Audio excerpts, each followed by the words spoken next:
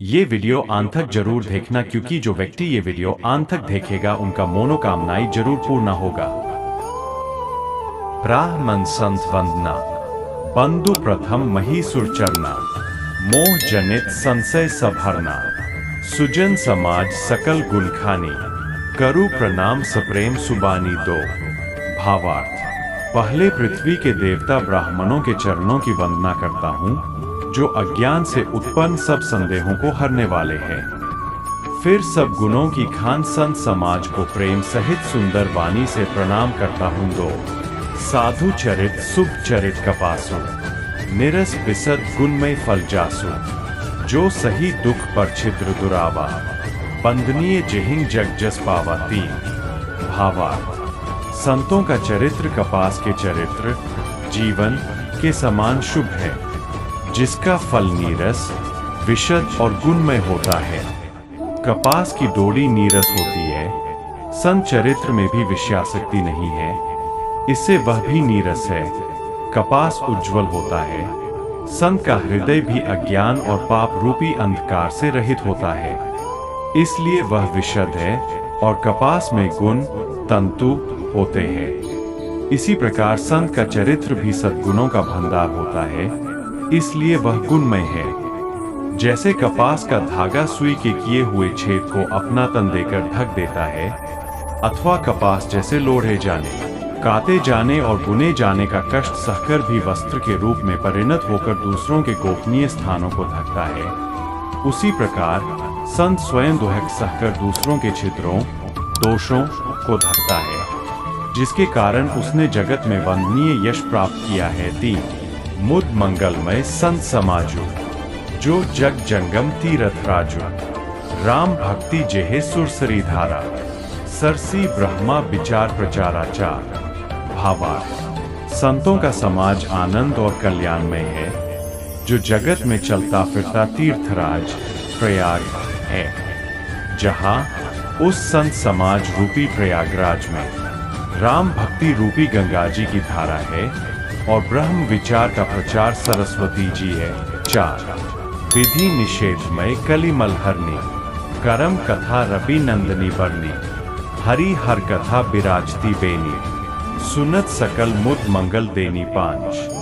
भावार्थ, विधि और निषेध, यह करो और यह न करो रूपी कर्मों की कथा कलियुग के पापों को हरने वाली सूर्य कन्या यमुना जी है, और भगवान विष्णु और शंकर जी की कथाएं त्रिवेणी रूप से सुशोभित है, जो सुनते ही सब आनंद और कल्याणों को देने वाली है। पांच, पतु विश्वास अचल निज धर्मा, तीर्थराज समाज सुकर्मा, सभी सुलभ सब दिन सब देसा, सेवत सादर समंकलेसा जैक। भावार्थ, उस संत समाज रूपी प्रयाग में अपने धर्म में जो अटल विश्वास है वह अक्षयवत है, और शुभ कर्म ही उस तीर्थराज का समाज परिकर है। वह संत समाज रूपी प्रयागराज सब देशों में सब समय सभी को सहेज ही में प्राप्त हो सकता है, और आदर पूर्वक सेवन करने से क्लेशों को नष्ट करने वाला है। ष्टानकथ अलौकिक तीर्थरा, देह सद्य फल प्रगट प्रभाव सा। भावार्थ, वह तीर्थराज अलौकिक और अकथनीय है एवं तत्काल फल देने वाला है, उसका प्रभाव प्रत्यक्ष ऐसा। दोहा, सुनी समुझहिं जन मुदित मन मज्जहिं अति अनुराग, लहिं चारि फल अक्षत तनु साधु समाज प्रयाग स्व।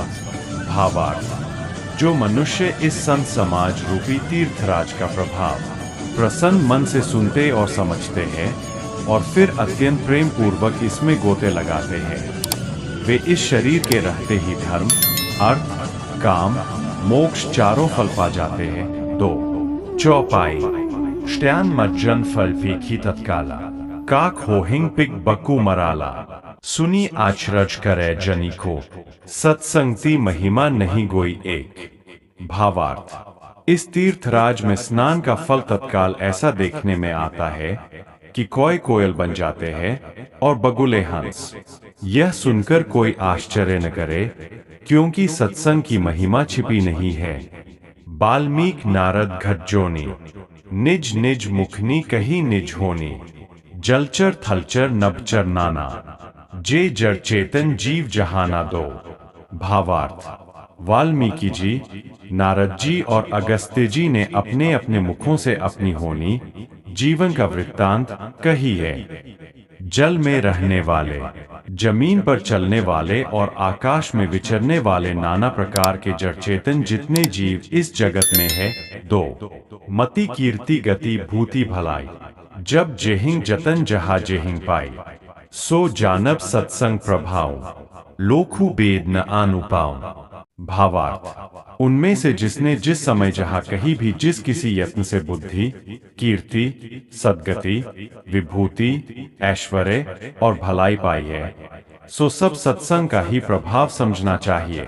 वेदों में और लोक में इनकी प्राप्ति का दूसरा कोई उपाय नहीं है।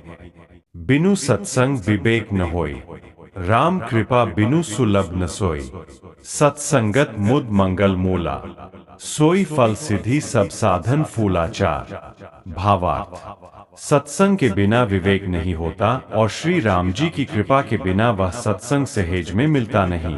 सत्संगति आनंद और कल्याण की जड़ है।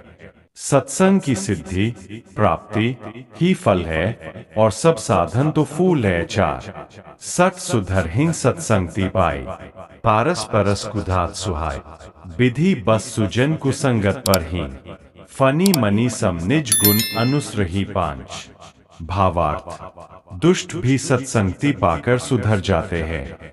जैसे पारस के स्पर्श से लोहा सुहावना हो जाता है, सुंदर सोना बन जाता है, किंतु दैवयोग से यदि कभी सज्जन कुसंगति में पड़ जाते हैं तो वे वहां भी सांप की मणि के समान अपने गुणों का ही अनुसरण करते हैं।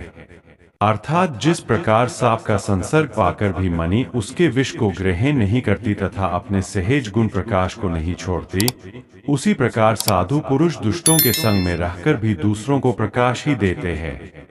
दुष्टों का उन पर कोई प्रभाव नहीं पड़ता। विधि हरि हर कवि को विद्वानी, केहित साधु महिमा सकुचानी, सो मोसन कही जात न कैसे, साक बनिक मणि गुण गण जैसे।